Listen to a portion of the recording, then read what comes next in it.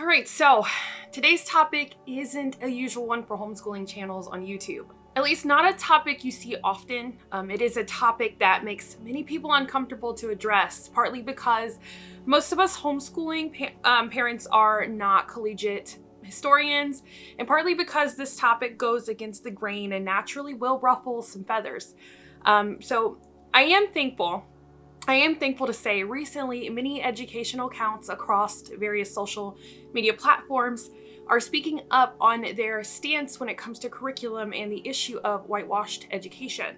I have been personally more vocal on my belief that this approach of a one-sided point of view curriculum is dangerous to the progression of America and equality for all.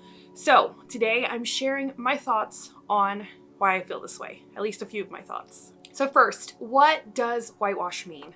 The Oxford Dictionary has two definitions that apply to the type of whitewash that we will be discussing and referring to in this video. The first definition of whitewash is a deliberate concealment of someone's mistakes or faults in order to clear their name. The second definition I'd like to mention is deliberately attempting to conceal unpleasant or incriminating facts. So when we are discussing whitewashed curriculum, we are talking about that, and we are also talking about terms you may have heard such as sugarcoating or glossing over. All of these definitions and terms are intersectional with one another, and these terms are used to describe history curriculum often, but this can also be an issue with reading curriculum or any other subject. But since history is the most common place to find this issue, I will be referring to examples that are history related. Just keep in mind the context of this conversation can be applied to any subject beyond history. We see curriculum being whitewashed, whether in traditional state-regulated school systems or through homeschooling. We often find the common theme of it being a one-sided point of view,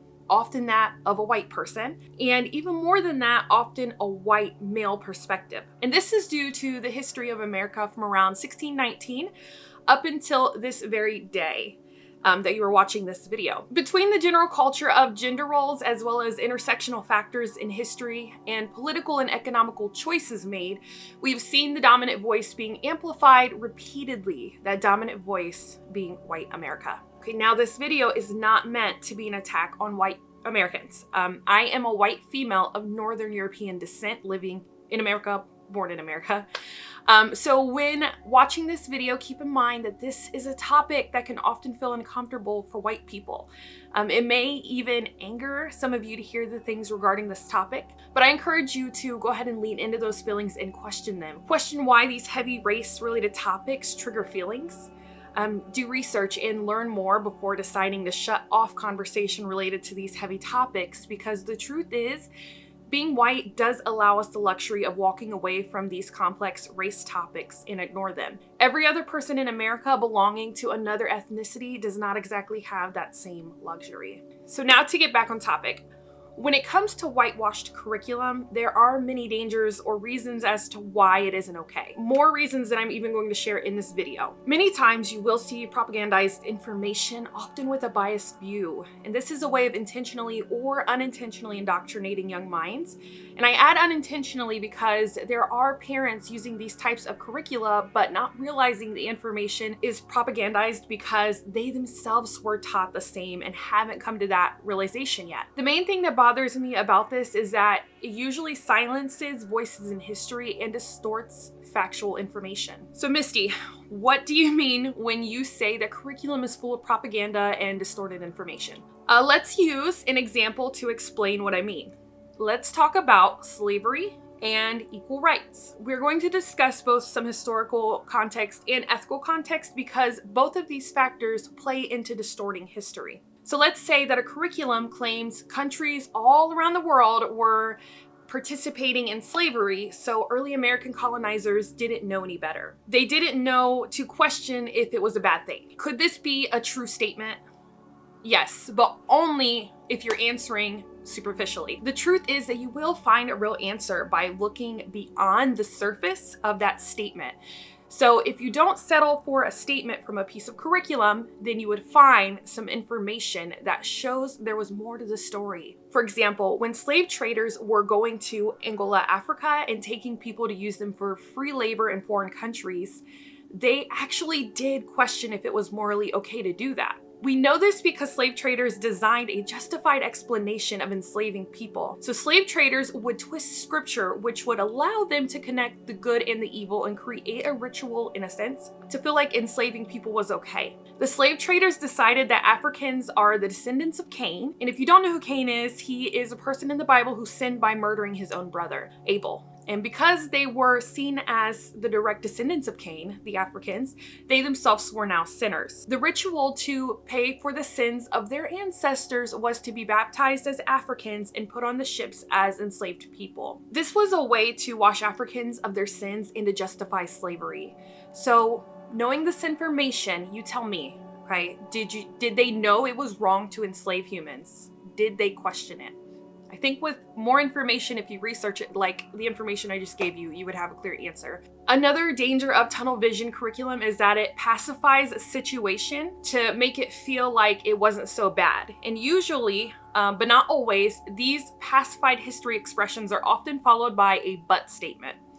You'll see statements like, slavery was cruel, but slave owners seen slaves as valuable property, and they may harm them to an extent, but they won't kill them, they'll just harm them.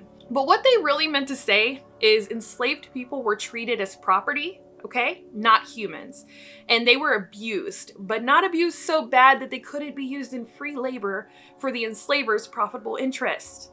Or to be more specific, they avoided mutilating enslaved people to the point that they couldn't work. That didn't mean they avoided actually mutilating those people though.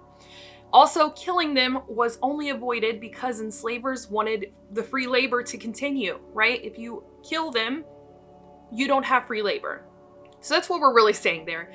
This statement and language that I described before makes people feel better by sugarcoating the truth and using soft terms. Not to mention, I find it hard to believe that curriculum with this kind of language would follow up with another truth.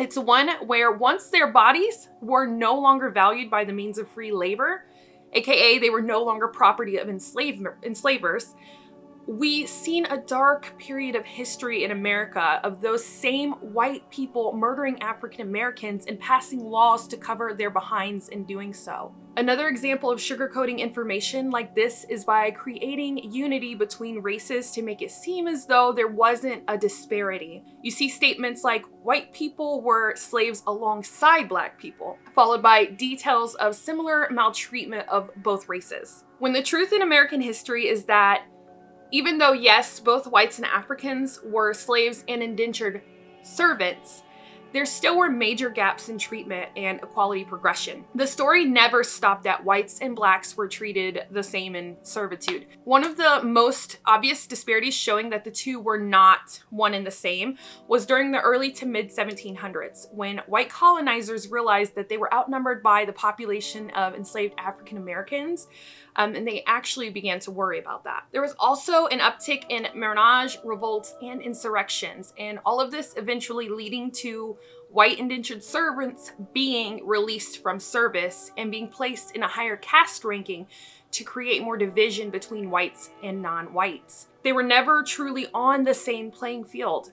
White servants still had rights and protections compared to both enslaved Africans and Native Americans. There are more disparities than that, but that's one of the very obvious ones towards the end of white indentured servants. Now, let's bring it more current, okay? Let's move on to the civil rights movement of the mid-1900s. You know, apparently that great era, our great grandparents grew up in, so to speak. I remember sitting in class and reading about the civil rights movement and how awesome it was. It sounds so good in a textbook that people stood together and for equality and for how they made it sound like MLK was a great martyr for the cause, and when it was all said and done, African Americans got what they wanted, right? Equality for all.